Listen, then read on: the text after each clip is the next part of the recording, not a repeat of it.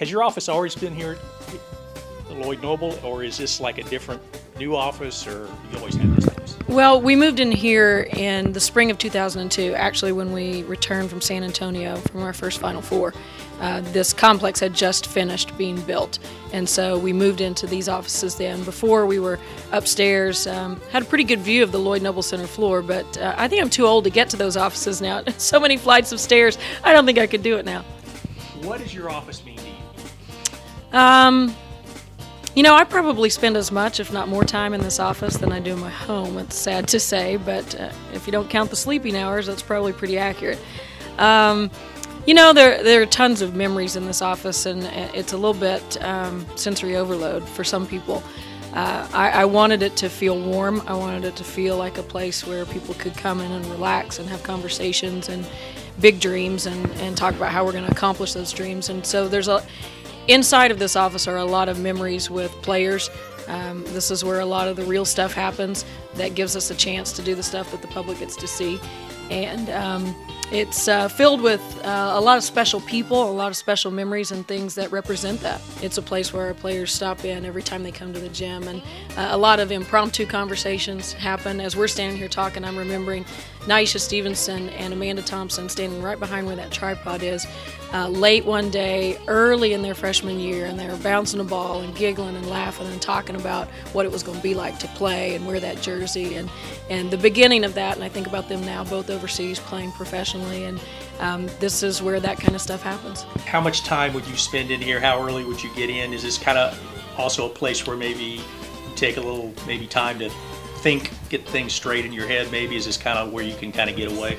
Yeah, I have to shut that door to do that. I really like to leave my door open and let this be a place where people can come in and out and where they feel comfortable. But when I'm planning practice, when I'm analyzing videotape, I shut that door, and this is where that happens. Everything in here is handpicked, and it is on the wall or on the shelf for a reason. There's not anything that is here for decoration or happenstance.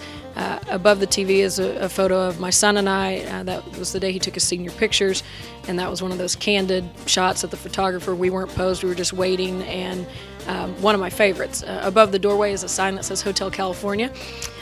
Great story behind that. Years ago, when we first began here, Jan and I together, 15 years ago, we had a little scout team, and we had some guys, you know, on campus that we begged and cajoled into coming and playing against our girls. And when that first set of scout guys graduated, one of them was he was just such a phenomenal young man and so talented. I talked Joe Castiglione into giving me another position, a position that a lot of other Big 12 schools had at the time on staff, but we really built that position for him.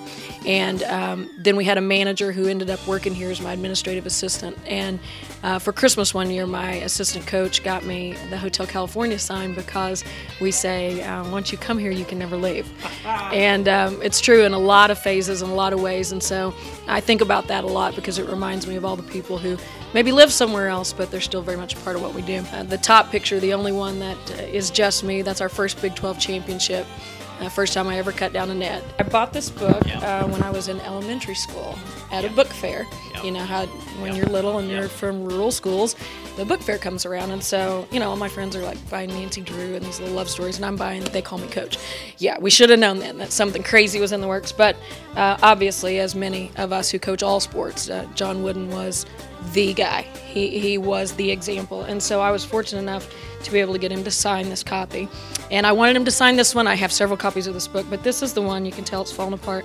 This is the one that I bought in elementary school, and it's the one I've used more than any of the others, and it's highlighted and underlined, and so that's a prized possession. It goes on my stack.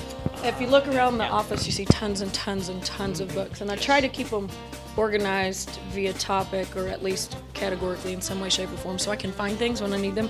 But Pat Conroy is one of my favorite all-time authors, and my losing season, though I hate the negative connotation that you know, when you're a coach and on your coffee table, you really don't want a book that says my losing season. But what's contained inside this is worth any madness that may cause. And I was fortunate that Pat Conroy also signed this.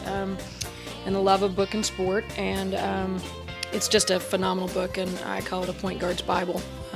So it's really special to me. It stays on my coffee table, and my point guards have to memorize certain paragraphs from it. So they love Pat Conroy now too. Yes. You know, you get those notes or those pictures or those reminders, and you see some babies. Players have babies and send pictures, and my own babies, and just the special stuff. And I stuff as much in it as I can.